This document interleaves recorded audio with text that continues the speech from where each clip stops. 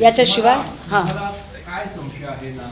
मी नामकरण आवारेच्या बद्दलचा माझा संशय जो आहे मी सरळ सांगितलेला आहे. जगदंब पतसंस्थेचा हा माणूस प्रमुख आहे.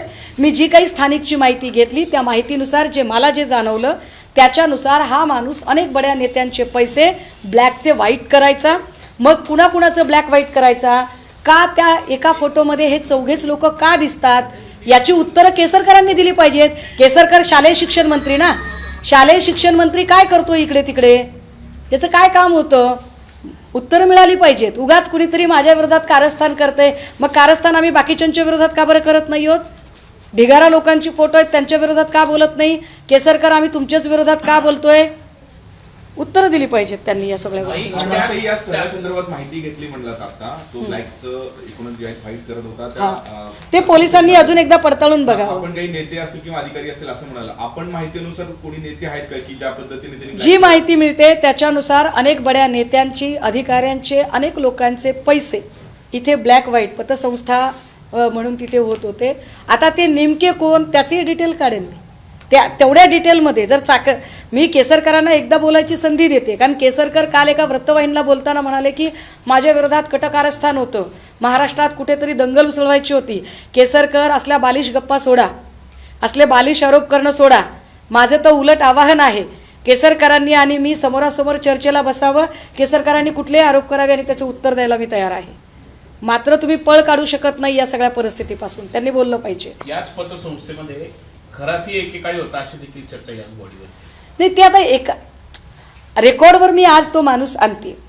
आज हा माणूस मी महाराष्ट्राला सांगते की नामकरण एकनाथ आवारे कोण आहे, जगदंब पतसंस्था काय आहे, या माणसाचा या सगळ्यांशी, तो चौघांचा फोटो द्या, या माणसाचा या लोकांशी नेमका काय संबंध आहे, पुन्हा पुन्हा हा माणूस का दिसतो. जर अध्यात्माशी संबंध, फक्त धर्मगुरू काय जे असेल ते, जर गुरु फक्त मानत असतील केसरकर, तर केसरकरांच्या सोबत खरात दिसला पाहिजे. हा का दिसतोय पुन्हा पुन्हा, हा काय समजावून सांगतोय नेमकं, आणि हे चौघेच सारखे सारखे फ्रेममध्ये का दिसतात, काहीतरी असेल ना. ही मी पुन्हा पुन्हा म्हणते, फक्त महिला लैंगिक शोषण एवढ्यापुरती या प्रकरणाची व्याप्ती नाही, याची व्याप्ती त्यापेक्षा अधिक एका मोठ्या आर्थिक उलाढालीशी संबंधित आहे. ती आर्थिक उलाढाल काय आहे याचं उत्तर आपल्याला केसरकर देऊ शकतात, किंवा खरात देऊ शकतात, किंवा चाकणकर देऊ शकतात. मी जसं म्हटलं तसं मी UOWला यावर बोलणार आहे, UOWला मी लिहिणार आहे. पण तरीसुद्धा काल केसरकर फार बोलत होते म्हणून त्यांना उत्तर देणं गरजेचं आहे. आणि म्हणून मी विचारते की नामकरण एकनाथ आवारेबद्दल आता त्यांनी बोललं पाहिजे. एसआयटीला तुम्ही पुरावे देणार याबाबत, एसआयटीकडे पुरावे देणार तुमच्याकडे मी काल दिले ते. माझ्याकडची जी एवढी माहिती होती तेवढी सगळी मी काल SITला सुपूर्द केलेली आहे. मला ज्या ज्या लोकांबद्दल वाटत होतं ती सगळी नावं मी SITला कळवलेली आहेत. ज्या ज्या अधिकाऱ्यांबद्दल वाटत होतं अगदी डिपार्टमेंट सहित मी तीही नावं SITला दिलेली आहेत. SITकडून मला अपेक्षा आहेत की या लोकांची, म्हणजे यांना कुठलेही मंत्रिपदाचे किंवा आमदारकीचे प्रिव्हिलेज न देता या लोकांच्या चौकशा झाल्या पाहिजेत.